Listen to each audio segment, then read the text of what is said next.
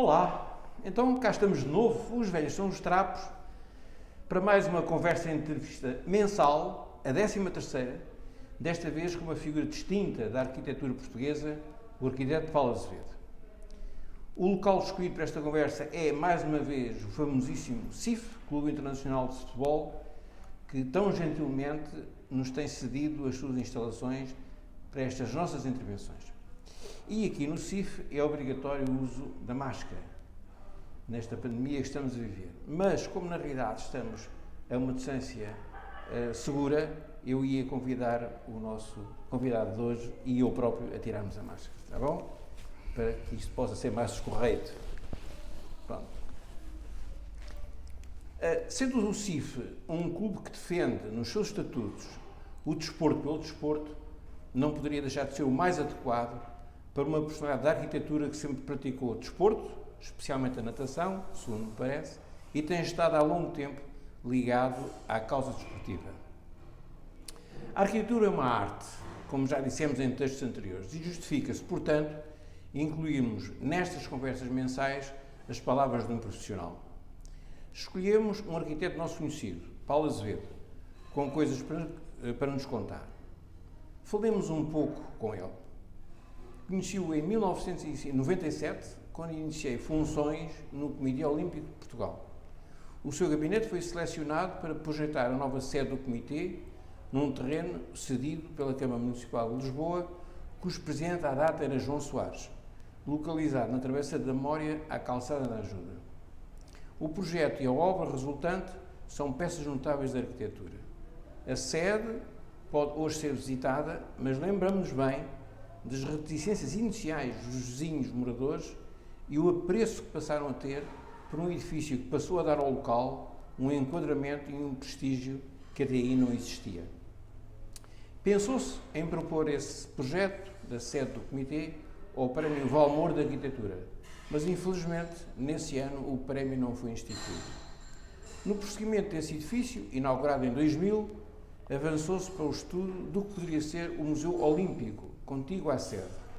Reuniram-se apoios diversos e o projeto foi elaborado e apresentado publicamente. Uma proposta que mereceu os maiores encômios, mas que infelizmente não teve seguimento. Mas a longa vida profissional de Paulo Azevedo e a sua carteira de trabalhos não fica por aqui. Para que o conheçam melhor, vamos conversar então com o arquiteto Paulo Azevedo.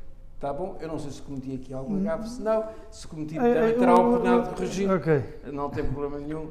Nas perguntas, nos tópicos que eu aqui tenho para a nossa conversa, terá a oportunidade de corrigir e de dizer coisas que eu, porventura, não tenha dito. Muito bem. Então vamos ao primeiro tema da nossa conversa. Ora, tanto quanto parece, a herança familiar teve grande importância nas suas escolhas profissionais. A firma J Arquitetos foi criada pelo seu pai, o arquiteto Julião Azevedo, e nela se incluem dois dos seus filhos, Paulo e Isabel. Por que escolheu a arquitetura e como é que iniciou a sua profissão? Conte lá. A minha primeira opção não foi escolher a arquitetura, porque como estava muito ligado ao desporto, naturalmente eu pretendia manter-me ligado ao desporto de toda a maneira. Só que o meu pai na altura disse-me que isso não é profissão. Na altura não era profissão. Não era. Hoje em dia, naturalmente, as coisas são muito diferentes e claro que é uma profissão. Portanto, só tinha outra opção que gostava na vida, era seguir arquitetura, foi o que eu fiz. E pronto, e para contentamento da minha família, porque preferia que eu tivesse continuado as vias do meu pai e por isso foi a razão que eu segui. Portanto, é uma escolha, enfim, sim, natural. Hoje não estou nada arrependido, absolutamente nada arrependido, nada. Muito bem. Quando conheci e trabalhei com o J Arquitetos, relacionei-me com a equipa que deu forma ao que é a sede do Comitê. É o arquiteto Paulo Azevedo, a sua irmã Isabel Azevedo, paisagista, o arquiteto Luís Durão e Nuno Ferreira. Esta equipa ainda se mantém, ainda está lá tudo? Há mais gente, há menos gente, como é que está? Não, a equipa, há mais gente, mas são mais ou menos os mesmos. Nós não alteramos a equipa. Naturalmente gosto que entrem sempre pessoas novas, porque trazem também novas ideias, sobretudo a nível informático, trazem outro tipo de conhecimentos que nós hoje que vamos perdendo com a idade, naturalmente, porque temos outras obrigações Os problemas da informática têm trazido problemas novos aos ateliês. Eu não digo problemas, eu acho que a arquitetura... Inovações. Exatamente, a arquitetura desenvolveu-se muito com o aparecimento da informática. Eu no meu tempo, ainda no meu tempo, e já era muito mais, normalmente sou filho...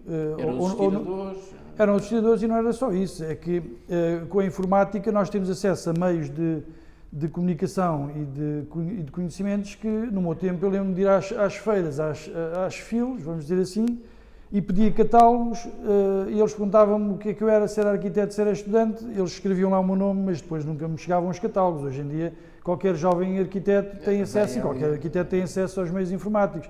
Também há uma grande diferença, que antigamente, eu acho que a arquitetura era mais elitista, porque eram melhores aqueles que conseguiam ter alguma capacidade financeira para viajar e, portanto, tinham acesso exatamente a inovações e a ver a arquitetura, porque a arquitetura irriga-se, nada se cria, tudo se transforma, não vale a pena nós estarmos a criar tudo de novo, porque isso não existe. E, portanto, para criarmos imagens, nós tínhamos muito mais dificuldade. Eu tenho, se calhar, 1 milhar de revistas de arquitetura desse tempo. Hoje em dia, praticamente não compro nada de arquitetura, não vale a pena. Portanto, nós temos acesso hoje em dia a informação que nos permite desenvolver conhecimentos e as obras de outra forma, não é?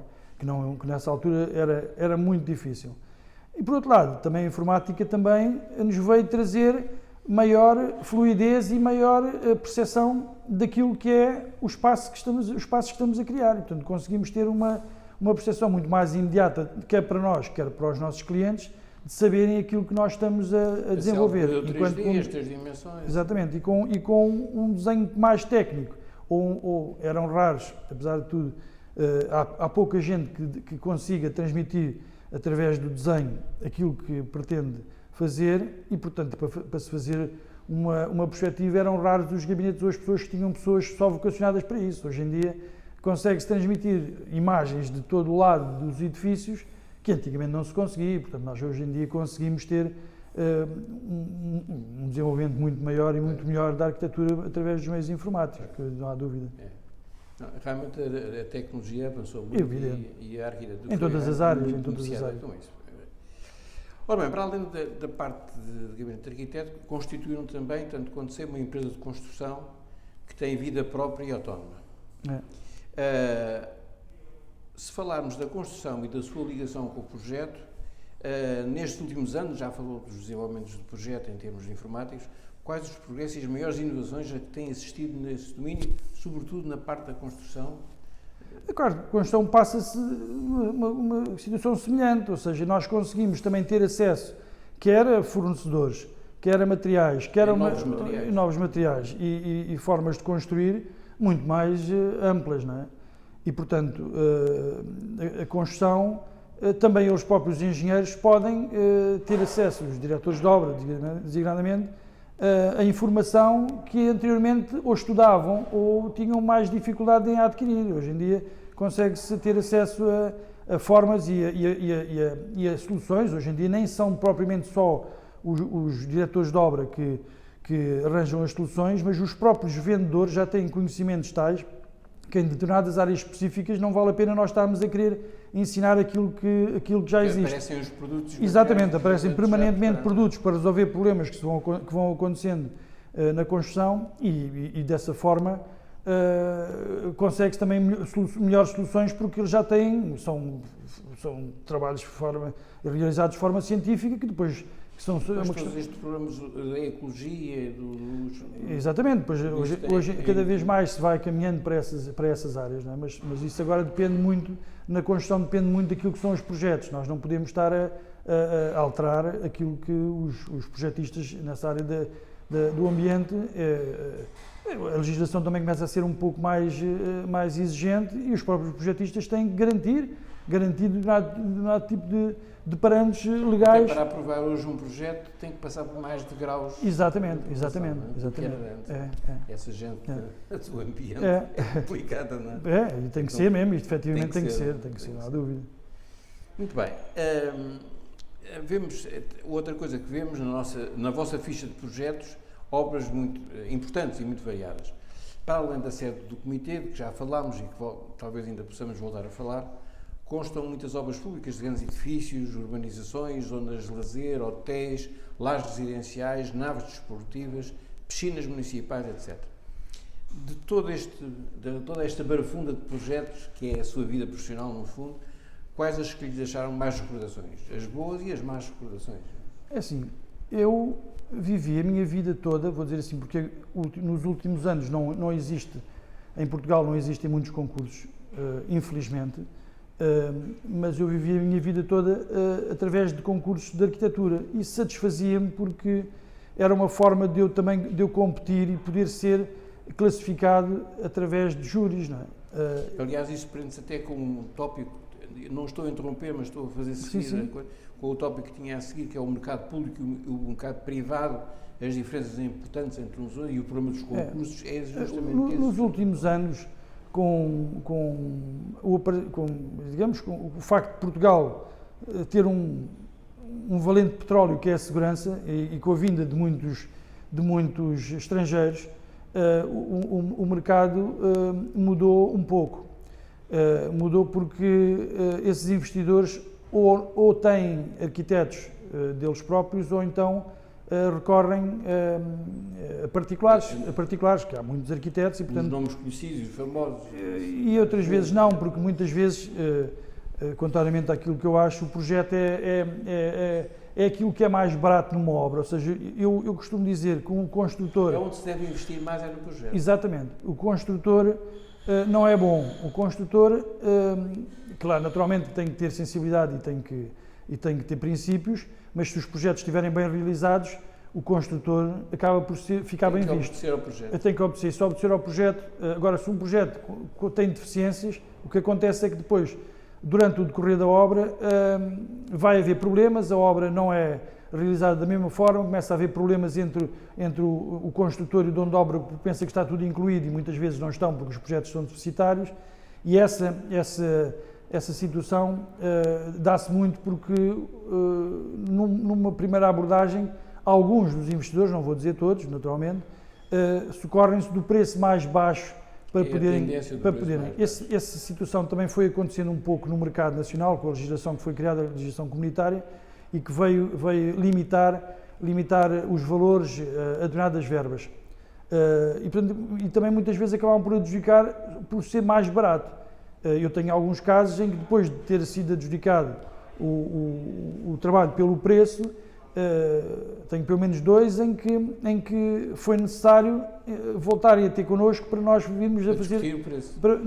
Não discutir o preço, mas para fazer o trabalho, porque aquelas equipas que foram escolhidas naquelas ocasiões não se mostraram capazes para poder desenvolver, porque não tinham a consciência daquilo que efetivamente é um projeto e, portanto, não estavam a resolver.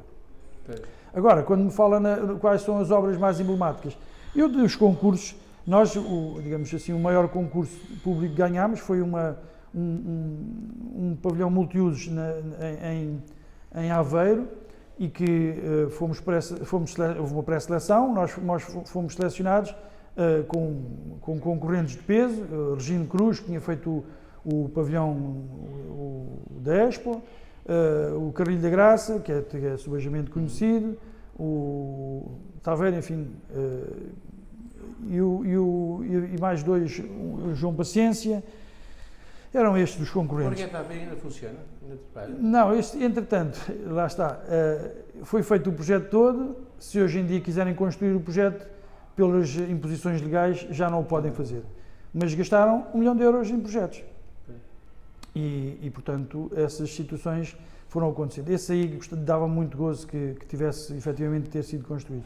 Agora, aqueles que foram construídos, de facto, a sede do Comitê Olímpico... A sede do Comitê deixou-lhe boas recordações. A sede do Comitê Olímpico deixou boas recordações, boas e difíceis. E vou dizer porquê. Boas por resultado, difíceis porque aquilo era um desafio muito grande, porque o facto de nos terem confiado a nós aquele trabalho, que para mim, sobretudo para mim, era como se fosse a minha casa, porque a minha casa as pessoas vão e criticam-me e eu não posso fugir a ter sido eu a fazer. Ali era a mesma coisa, porque os meus amigos estão muito dentro do desporto e posso dizer que muitas daquelas pessoas que lá iam me classificar. E por outro lado, também foi difícil, porque na altura, quando isto se proporcionou, era o presidente, era o comandante Vicente Moura, grande amigo, e que quando queria fazer uma coisa era para fazer, aquilo não era para ficar por fazer, e portanto ele impôs-nos um prazo, aquilo começou mais ou menos em setembro, outubro, não, de 1998, 1999,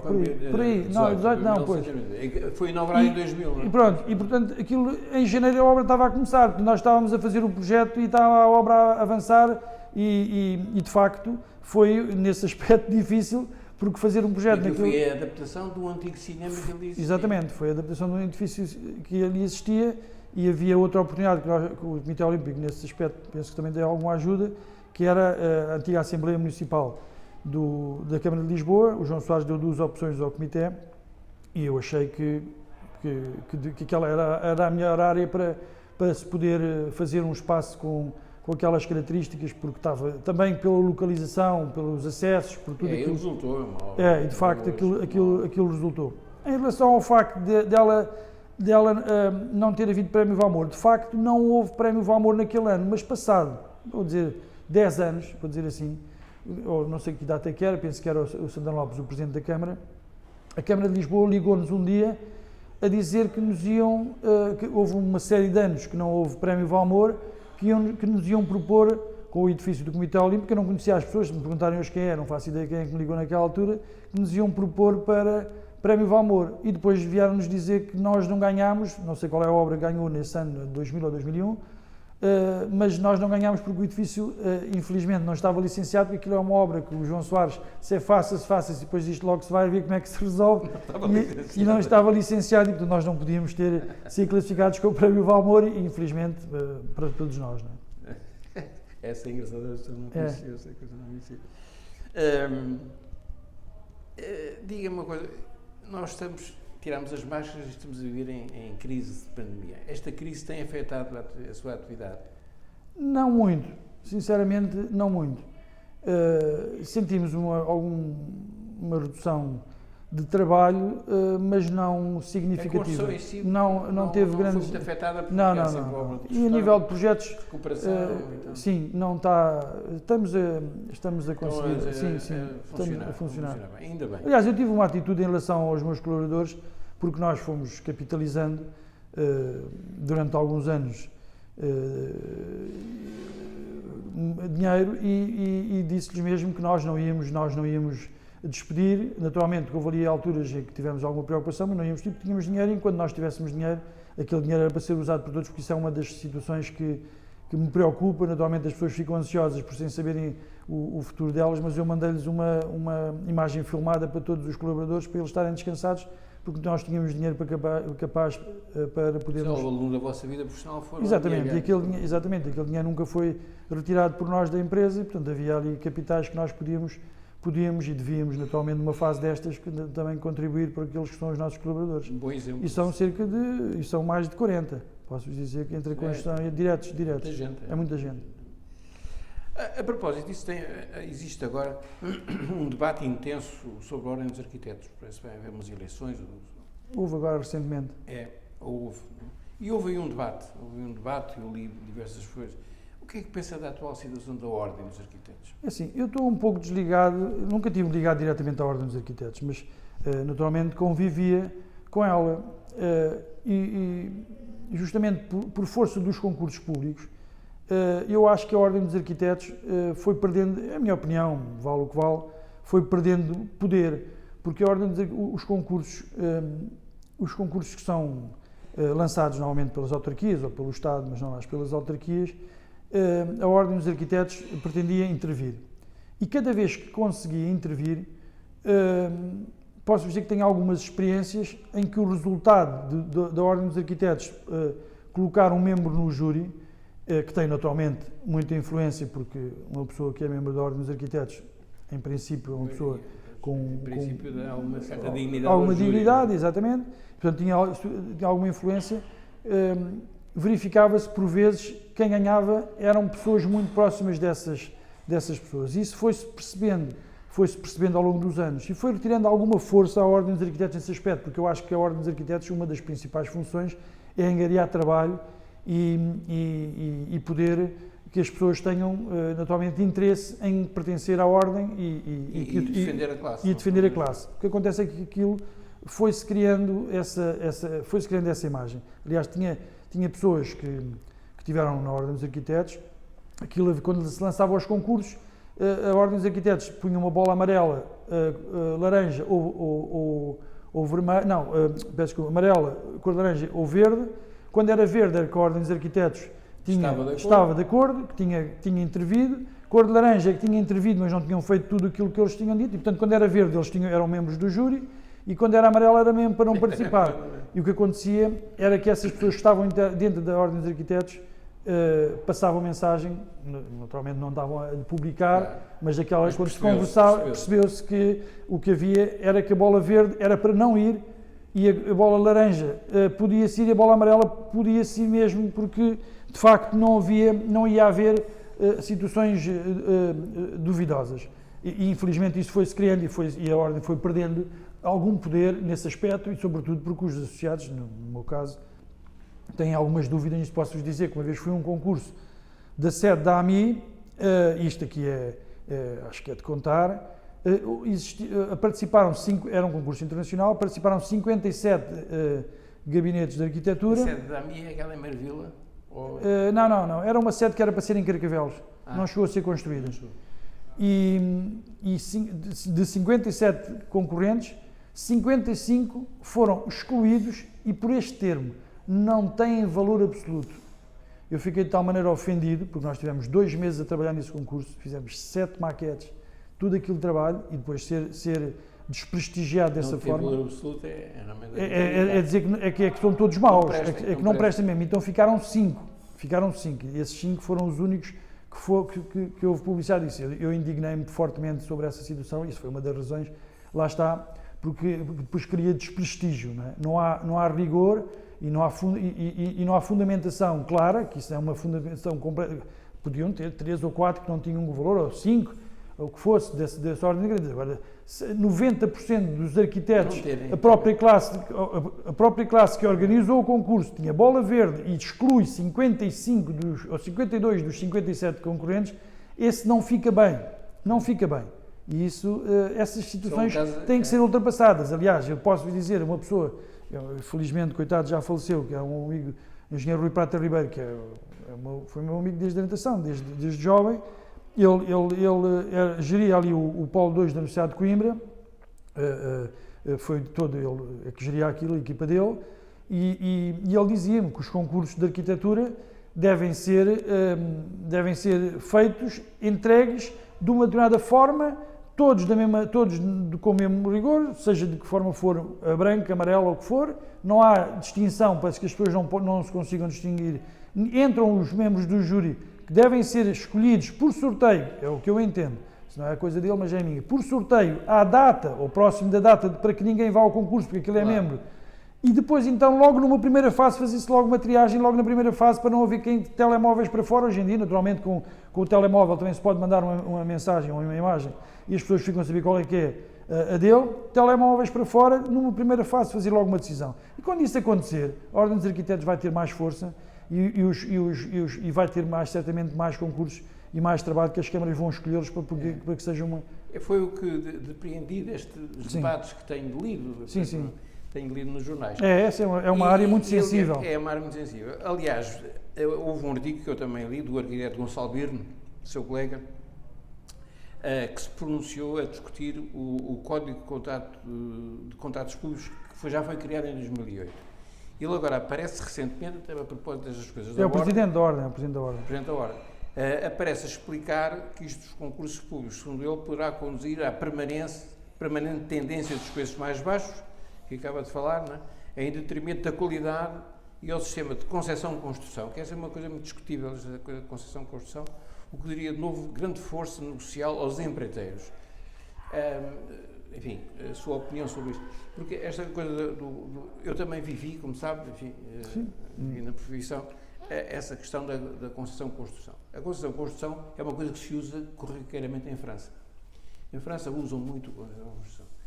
E nós aqui trabalhámos com empresas francesas, hotéis para aí à francesa e tal, com empresas que obrigaram a que houvesse um projeto de concessão-construção. A concessão-construção é a concessão com um empreiteiro ao lado.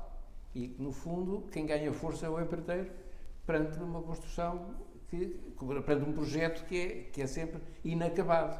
Porque vai ao ano de projeto, que eles chamaram, o estudo prévio, depois ao ano de projeto mais adiantado, digamos, e depois, a partir daí, já aparece o orçamento do empreiteiro.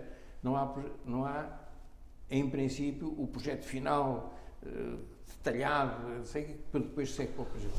Portanto, ele está aqui nas discussões que ele põe aqui, que eu li, o Gonçalo Birno levanta justamente esse problema da concessão-construção, da força nupcial dos empreiteiros. O que é que acha de tudo isto?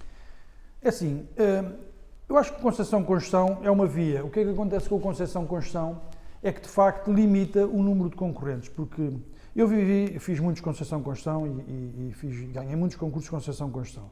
E ganhava-os também porque, de facto, havia menos concorrência. Não vamos cá por isso. Há pouco tempo, por exemplo, houve ali um concurso de uma biblioteca em Grândola que eram 100 concorrentes. É impossível. Quer dizer, a margem, as hipóteses que qualquer concorrente tem de ganhar são reduzidas. Apesar de cada vez que nós vamos a um concurso, nós fazemos o melhor até ao fim, o melhor possível. A única forma, eu habituei-me, porque muitos dos concursos, mesmo aqueles que eu concorria, sem a ordem dos arquitetos, também muitas vezes estavam com alguns vícios. Eu tinha que fazer muito melhor do que os outros para poder pôr em causa aqueles que estavam a escolher uma proposta que não era efetivamente melhor. Eu habituei-me a isso. O concessão-construção tem uma desvantagem num aspecto, em relação aos arquitetos. É que no concessão-construção nós temos que fazer as especialidades. E nem todas as empresas de construção estão interessadas em gastar muito dinheiro num projeto, enfim, vamos chamar, em projetos licenciamentos de especialidades, de arquitetura e especialidades, e, portanto, reduzem-se os números de participantes. Por outro lado, também se perde qualidade. Havendo menos participantes, reduz-se a qualidade. Agora, tem noutros aspectos, tem algumas vantagens, que é o seguinte: nós, quando fazemos um projeto, seja qual for, temos um concurso. Se for uma questão pública, que normalmente é o concessão-construção, temos uma fase de projeto, depois do concurso pode ou não haver reclamações, portanto é uma fase que pode demorar 3 meses, 4 meses. Pronto. Depois faz-se um projeto, pode demorar mais 6 meses. Daqui uma obra, uma coisa para ser feita com tempo. Depois lança-se o concurso da empreitada. E depois da empreitada pode haver outra vez reclamações. E quando se começa e não começa, se calhar aquilo que era para ser feito naquele período imediato deixa de ter oportunidade, e os concursos ficam vazios de resultado. Essa é uma grande desvantagem. Por outro lado, enquanto nos projetos só de arquitetura nós temos um leque muito grande de projetos para poder escolher, no concessão-construção vamos estar reduzidos a meia dúzia. E, portanto, naturalmente, se há menos concorrência, há menos qualidade. Claro. E, portanto, esses são os aspectos. Agora, que é uma forma de resolver rapidamente determinado tipo de trabalhos, não quer dizer que se tome isso como hábito, mas é uma solução quando há, de facto, situações de projeto e obra que se queiram construir de uma forma muito rápida. Muito rápido, mais... Essa é uma via. Não que se não torne isso um hábito, porque os concursos de arquitetura devem ser porque é para permitir a todos os arquitetos que não tenham uma equipa para gastar, para fazer dinheiro, para poder consolidar os projetos das especialidades a uma obra, que depois os erros e omissões ficam sempre por parte do empreiteiro, dos projetistas, consoante os contratos que firmarem, mas que é uma situação que é discutível, mas é um concurso a elaboração de um projeto para o concurso é já de si um custo pesado. Pesadíssimo. Pesadíssimo. E que normalmente... Veja só, eu na sede da AMI tinha 8 pessoas diretamente afetas a esse trabalho, durante 2 meses, muitas das vezes sábados e domingos. É uma questão de fazermos as contas, quanto é que pode custar isso. É que isso custa? E fomos excluídos porque não tínhamos valor absoluto. Mas tínhamos valor absoluto. Foi. Não tenho vergonha nenhuma no meu portfólio, esse trabalho aparece e de facto tem valor absoluto. Pronto, depois o Fernando Nobre ainda, é claro que naturalmente fiquei indignado, fui para o tribunal, empanquei aquilo tudo, lá está, ficou tudo parado. E a sede não se construiu. A sede não se construiu, lá está, é um exemplo de que, não quer dizer que a Conceição de Construção tivesse sido a via.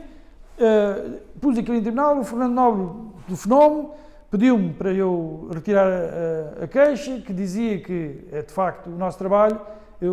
Qual é que foi a minha atitude em relação à sede da AMI? Até determinada data, uma vez no Polo 2 da Universidade de Coimbra, que o Ministério da Educação impunha um valor, vou-te falar em euros, mas em contos, que era 550 euros o metro quadrado. Aquilo era completamente, quase impossível de se fazer a obra por aquele valor, mas naturalmente tínhamos que encarar soluções que se aproximassem daqueles valores. É claro que quem ganhou o concurso, um desses que me estou a lembrar, custava mais de 1000 euros o metro quadrado. E como eu fui penalizado por essa coisa, disse, não, nesta coisa vamos mesmo, é mesmo para nós, vamos mostrar, não estou preocupado com o preço. E o Fernando Nobre veio-me dizer que, de facto, se este fosse o Museu Guggenheim, a vossa proposta era a escolhida. Mas não é o Museu Guggenheim. Mas eu também não concordo, é que eles não digam que eu não tenho valor absoluto. Isso é que eu não concordei. Depois tirei a queixa, ainda tive que pagar 700 euros para poder tirar a queixa, mas tirei a queixa e aquilo acabou por não ser construído. Esta vida é pressionante. Aqui há duas coisas que se ligam nestes dois tópicos que por aqui me restam. Uma é o futuro da profissão de arquitetura em Portugal e a internacionalização ou não internacionalização. Vocês já estão internacionalizados ou ainda não se meteram nisso? Não, eu não se é necessário... É difícil. Não é difícil. Ninguém é papão em lado nenhum. Mas se eu vou tendo trabalho cá, não vale a pena perder tempo com... Eu cá acho que nos resolvemos. Se tiver que ser lá fora, já tive, mas não é propriamente... Pois. Já ganhei concursos internacionais cá em Portugal, são internacionais, mas estão cá em Portugal. Mas lá fora nunca, mas já me tinha uma coisa ou outra, mas nada de significativo. Não tinha. Sob o ponto de vista, digamos, mais ético, mais filosófico, ou mais artístico, digamos assim, a forma de pensar, a arquitetura estará hoje mais consciente, acha que está mais consciente da responsabilidade que a arquitetura tem na organização das cidades, das vilas, das aldeias, porque hoje, realmente, as grandes urbes, as cidades, têm a vida que têm, como foram concebidas, por exemplo, Lisboa foi concebida de uma determinada maneira, não é? E tem extensões, e vai progredindo, e vai se sustentando. Depois as aldeias, as vilas e tal. Hoje, ou digamos sempre, a arquitetura tem desempenhado um papel fundamental na vida das cidades, na vida das urbes, como é que são os modelos e a responsabilidade que isso tem para o futuro. Porque de futuro nós temos hoje bons exemplos daquilo que foi feito há 30 anos atrás, ou há 40, e péssimos exemplos daquilo que foram feitos também há 30 ou 40 anos atrás. E há uma responsabilidade da arquitetura que é grande para a sociedade. Como é que vê isso? A arquitetura é um reflexo da nossa vida. Hoje em dia nós todos vivemos a correr, não é? Nós não temos tempo para nada. É assim a vida. Mas o que se passou foi que, antigamente, vou dizer nos anos 40, grandes arquitetos, 50, 60, grandes arquitetos, planeava-se e depois construía-se. Havia tempo, não era tudo a correr, não era o projeto, não era para as eleições. Hoje em dia trabalha-se muito para objetivos para as eleições. Não vamos ser desonestos nesse aspecto, porque essa é a principal razão quando se pretende fazer uma obra. O objetivo principal é mostrar que fizemos. O que é que fizemos? Olha, eu fiz isto, o que é que tu fizeste? Eu fiz aquilo. E tem que estar pronto naquela altura. E antigamente, nessas épocas, não era, não vivi, mas admito, tudo era com tempo. Discutia-se os assuntos. Eu lembro-me, quando comecei a trabalhar com o meu pai, até o rodapé eu discutia com o meu pai. Não havia tempo. Hoje em dia, o assunto, naturalmente, é importante, o rodapé numa casa ou num espaço é importante, mas é mais ou menos. Mas é para andarmos. Não se pode perder tanto tempo. Há coisas que não se podem perder tanto tempo. E nessa altura percebe-se pelas obras que elas eram estudadas. Por exemplo, ali o Palácio da Justiça, ali na Marquês de Fronteira, lá em cima, até os tetos as cofragens são tratadas. As coisas eram todas eram objeto de muito tratamento plástico. Tudo era tratado. Deixou de acontecer. E depois houve aqui um período de anarquia total em que se construía onde se queria. Era assim, há ali um terreno, constrói ali um hotel. Não havia planos. Isso deixou de haver, foi necessidade, penso que por imperativos legais, ou foi obrigado, foram as câmaras a fazer os planos diretores municipais e, portanto, organizaram de certa forma as áreas e as intervenções. E, de facto, isso foi muito importante para gerir e para planificar e reordenar as cidades. Isso foi muito importante. Depois, agora, quando naturalmente os espaços são definidos para determinadas áreas, sejam elas quais forem, e naqueles espaços só se podem fazer aquelas coisas, não se pode mudar de um dia para o outro, a não ser que se faça uma revisão do PDM. Sim. E, portanto, como esses planos são feitos, as coisas acabam por ganharam outra forma. E acho que para melhor. Portanto, hoje digamos que as coisas estão sim, muito mais, melhor. Mas muito melhor hoje em dia a arquitetura, aliás, também o reflexo de todos os meios de comunicação e de acesso que nós temos à informação, a arquitetura hoje em dia é uma coisa que é fantástica, hoje em dia, de facto, parece... Não, e há realmente obras que são notáveis. Exatamente. Há obras notáveis. É verdade. Há umas obras que nós passamos como cidadão normal, agora estou a falar exatamente, como cidadão normal. Mas depois há outras que, de facto... Realmente há obras que... E os próprios materiais, hoje em dia, a divulgação de materiais que existem. Exatamente. Portanto, as cidades estão, desde há bastante tempo, e fala bem dos planos diretores municipais, que mataram essa alvejaria que havia. E de facto, a arquitetura é uma fonte de visitas, de turismo, de cultura. Há hábitos. Portugal tem grande arquitetura, tem muito boa arquitetura. E há muitas pessoas que vêm ver a arquitetura em Portugal, mesmo não sendo arquitetos, querem viver aquelas obras que são conhecidas. E isso é importante, naturalmente, para todos nós que andamos na rua e gostamos de ter um bom ambiente no espaço que estamos a usufruir. E, portanto, a arquitetura é fundamental na própria vivência das pessoas. Eu dou muitas vezes este exemplo. Eu, a certa altura, quando casei, não tinha filhos e nós íamos ver desporto e íamos essencialmente aos locais onde eram mais agradáveis poder estar. Não era propriamente só o desporto em si. O espaço de ser agradável dava-nos também prazer em nós podermos ir ver desporto. E isso, de facto, as pessoas gostam de ir a sítios onde o espaço é bom. Exatamente. O espaço é belo. Exatamente. Este espaço é muito agradável. Nós estamos aqui porque este espaço é agradável, porque se não fosse agradável nós nem sequer víamos, se calhar, aqui este restaurante. De facto, a envolvência, tudo aquilo que envolve no espaço da arquitetura, que é dos espaços exteriores, é fundamental. Hoje em dia na vida das pessoas, é fundamental. Eu sei que tem uma filha nadadora, não é? Tive 3, agora só tenho uma. Uma delas é fantástica. As outras as 3 já foram recolhidas. Nenhuma das suas descendências tem vocação arquitetónica? Não. É só... Elas, até têm filhas do ou meio, filhos só?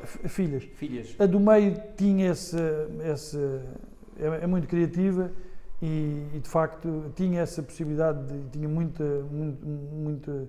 as aptidões para poder seguir a arquitetura, mas não seguiu, foi para a economia, já está a acabar, e as outras duas estão em medicina, portanto não tem nada. E há uma ainda a nadar.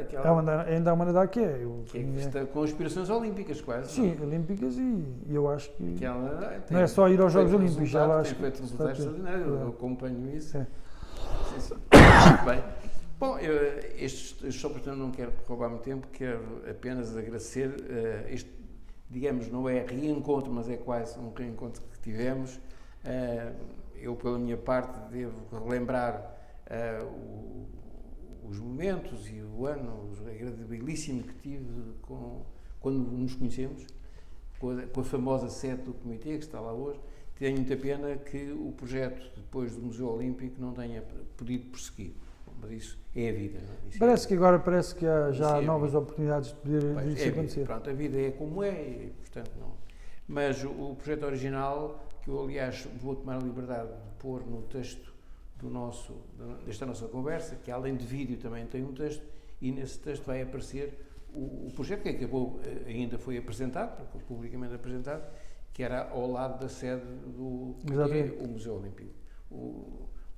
A sede era a branco, e o museu era preto, que era uma coisa que na altura chocou muito, mas que depois se viu que realmente era um masterpiece da arquitetura. Foi uma pena não ter seguido, talvez venha a seguir, a vida irá, é assim mesmo. Mas fiquei muito satisfeito e quero-lhe agradecer a amabilidade que teve. Queria só dizer mais uma coisa. Diga. Já agora que está a falar do Comitê Olímpico, como é que aquilo nasceu? Eu não fiz essa referência, mas não posso deixar de a ter.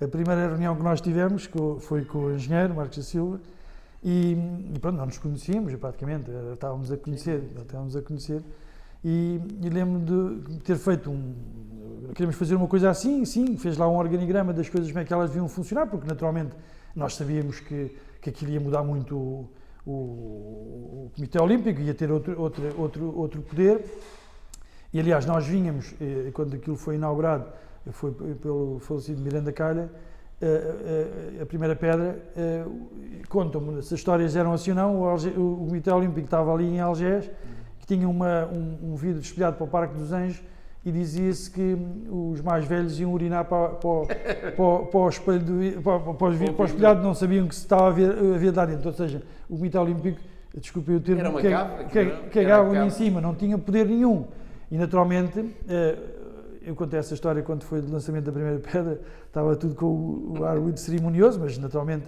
e de facto hoje o Comitê Olímpico tem um poder enorme, porque de facto é certo. A imagem da sede. E aquilo teve a ver muito com isto, porque nessa primeira reunião o engenheiro disse-nos assim: eu quero que as pessoas entrem aqui neste átrio e fiquem acagaçadas, percebam que isto aqui é um edifício poderoso, das pessoas que têm força na sociedade.